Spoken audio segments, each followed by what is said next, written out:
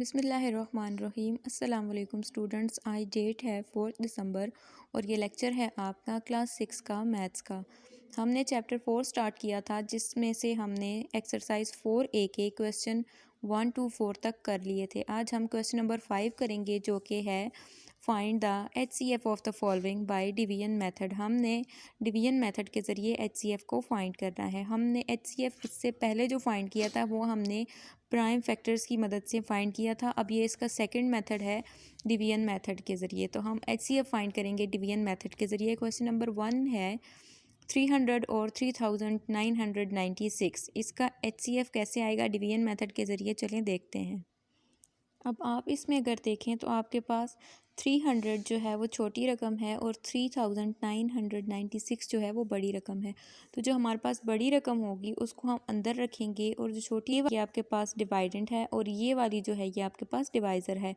तो हम देखते हैं कि 300 का 39 पे टेबल जाता है कि नहीं, यानी कि 39 पे ये डिवाइड होगा कि नहीं। तो 39 पे नहीं होगा तो हम साथ एक और मिला लेंगे, यानी कि 399 पे हम 300 को ट्राई करते हैं। तो 300 पे या 399 पे जब हम 300 को 2 बार ट्राई करेंगे तो वो बहुत ज़्यादा हो जाएगा, इसीलिए हम 300 1 ज़ार 300 करेंगे। तो 399 में से जब आप 300 को माइनस करेंगे तो आपके पास आएगा 99। फिर 99 पे 300 का टेबल नहीं जाता तो आपने इसको 6 को भी नीचे उतार लाना है। तो जब आप 6 को नीचे उतार लाएंगे तो ये 996 बन जाएगा। अब जब आपको 996 पे 300 का टेबल जाएगा, 300 3 ज़ार 900। तो जब 900 आया तो 996 में आपने 900 को माइनस किया तो आपके पास 96 नीचे आया। अब 96 की रकम जो है ये छोटी है और 300 जो है ये बड़ी रकम है। तो अब जब जो बड़ी रकम है उसको आप अंदर रखेंगे और जो छोटी है वो बाहर रहेगी, जिस तरह आपने यहाँ पे किया था। तो अब 300 डिवाइडेंट है और 96 डिवाइज़र है। तो अब 96 का आपने ट्राई किया 300 पे, तो 96 को आप 3 बार करेंगे तो 288 आएगा आपके पास। आपने 300 में से माइनस किया 288 को तो आपके पास 12 आया। अब 1200 जो है ये छोटी टर्म्स है और ये जो 96 है ये बड़ी रकम है। तो अब आपने 96 को अंदर रखना है और 12 जो है अब ये डिवाइज़र है। अब 12 का टेबल 8 बार जाएगा तो 96 आएगा। तो आपके पास ये पूरा पूरा डिवाइड हो गया, यानी कि जब आपके पास रिमाइंडर 0 आ जाए और जो लास्ट पे आपके पास डिवाइज़र बचा होगा वो आपके पास HCF होगा, जिसकी वजह से पूरा पूरा डिवाइड हुआ होगा वही आपके पास HCF होगा। तो क्वेश्चन नंबर 1 का जो आंसर है वो है 12। HCF आपके पास है 12, last divisor is HCF। Question number 2 और 3 आपने खुद करने हैं। क्वेश्चन नंबर 2 जो है वो तो सेम टू सेम फर्स्ट की तरह होगा। क्वेश्चन नंबर 3 में आपने क्या करना है कि यहाँ पे आप देखें तो आपके पास 3 रकमें हैं, 1 2 3। अब इसमें से सबसे बड़ी कौन सी है, ये, फिर उसके बाद ये, फिर उसके बाद ये। आपने सबसे पहले तो जो सबसे छोटी हैं 2 वो ले लेनी है, क्योंकि डिवीजन का मेथड हमारे पास 2 रकमों के बीच में होता है। तो आपने सबसे छोटी पहले ले लेनी है।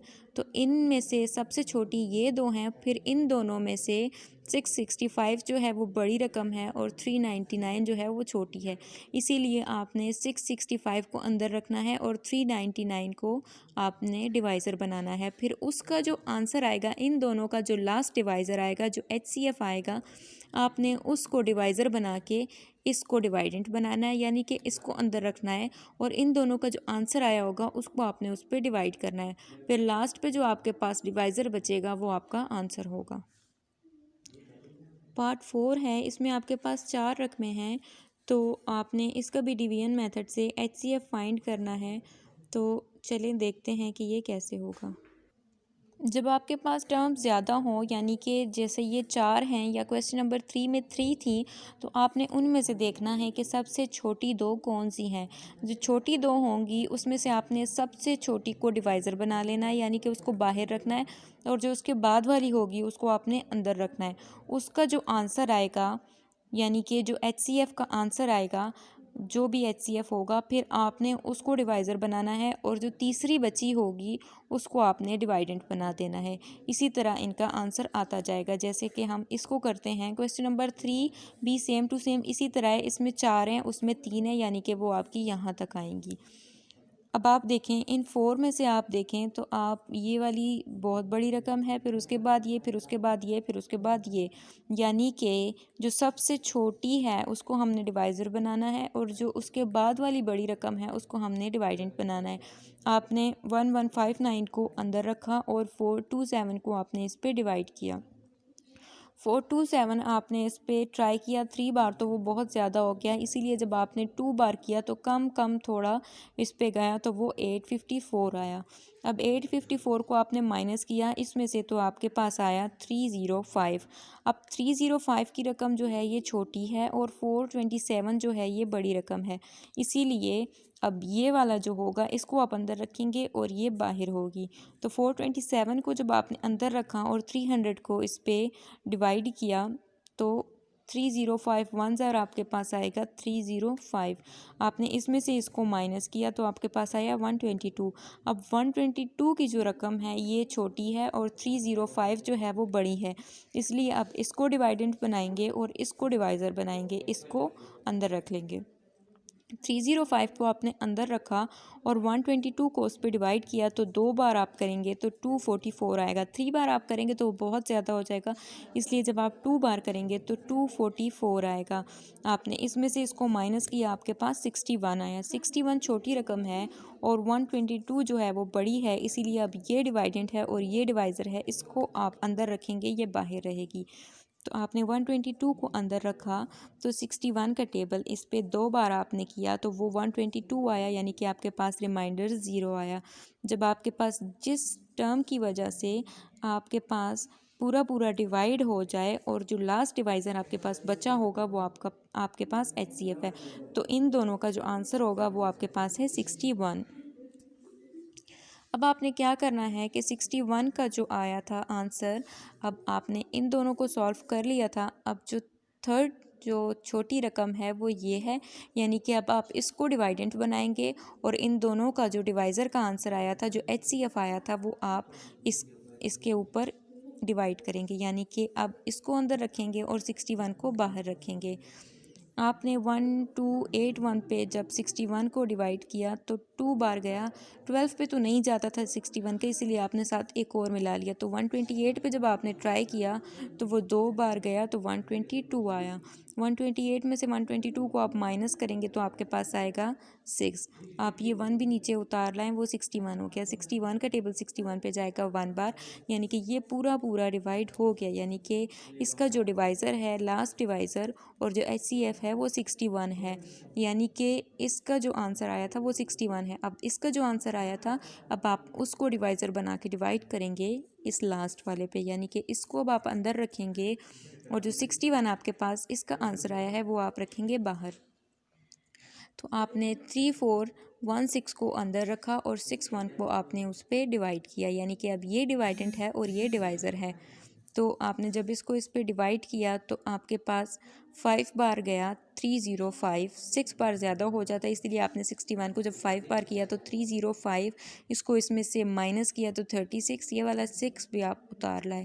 अब 366 पे 61 का टेबल जाएगा 6 बार, तो वो पूरा पूरा डिवाइड हो गया, यानी कि जब आपके पास रिमाइंडर 0 बच जाए, जो लास्ट डिवाइज़र है वो आपका HCF है। तो आपके पास लास्ट डिवाइज़र कौन सा है? 61।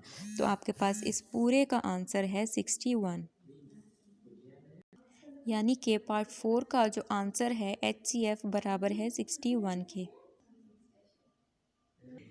अब नेक्स्ट हम करेंगे एक्सरसाइज 4B। एक्सरसाइज 4B का आज हम क्वेश्चन नंबर 1 करेंगे, find the LCM of the following numbers by common multiple method.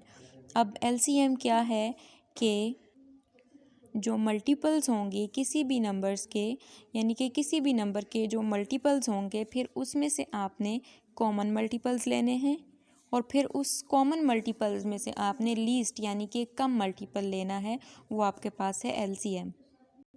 Question number 1 का पार्ट 1 है 4, 6 एंड 8।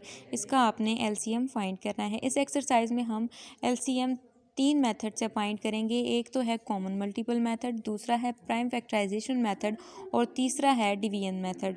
तो आज हम पहला यानी कि कॉमन मल्टीपल मेथड सीखेंगे। तो सोल्यूशन कुछ यूँ होगा कि मल्टीपल्स ऑफ 4 आपने लिखने हैं, यानी कि 4 1 ज़ार 4, 4 2 ज़ार 8, 4 3 ज़ार 12।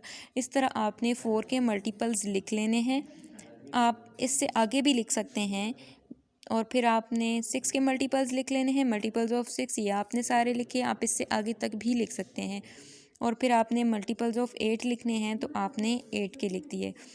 आप अगर देखें तो जो टेबल थोड़ा जो बड़ा होगा, यानी कि 8 जो है वो 6 से बड़ी टर्म है, तो आपने 8 के भले आप थोड़े कम लिख लें और जो छोटा होगा यानी कि 4 उसके आप थोड़े ज़्यादा लिख लें ताकि उसमें कॉमन मल्टीपल्स आ जाएं।